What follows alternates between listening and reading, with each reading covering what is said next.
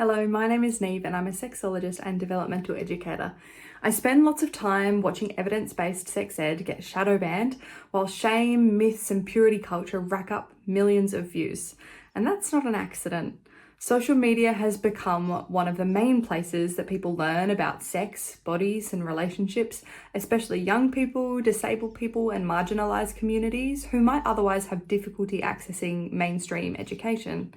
The problem is that the same platforms people rely on for information are actively suppressing the educators trying to help. Algorithms reward engagement, not accuracy, outrage gets clicks, and shame gets shares. Nuance doesn't. So harmful content slips through the cracks as long as it avoids words like sex, vulva and penis. Meanwhile, educators using clear, anatomically correct language get flagged or shadow banned. That pushes us to use euphemisms just to stay visible. And that makes content harder to search for, harder to understand, less accessible. It also doesn't affect everyone equally. LGBTQIA+ educators, disabled creators, sex workers, and educators of colours are disproportionately removed or silenced.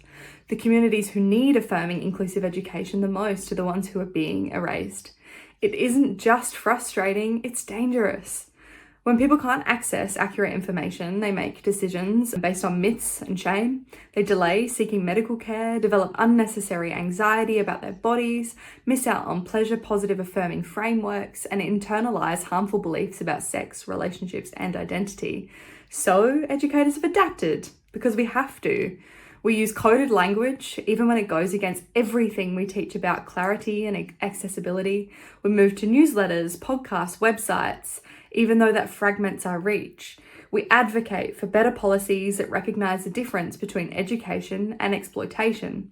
And here's the bottom line: sexual wellness educators aren't going anywhere. We're adapting, we're collaborating, and we're building new pathways forward. So if you've ever learned something about your body, pleasure, consent, or safety, it's because we really care and we want to keep showing up for you, even when the platforms we're on make it really hard. And with support, we can keep doing this work loudly, clearly, and accessibly, because you deserve accurate information. You deserve affirming education. And you deserve a digital landscape that prioritizes user well-being over advertiser comfort.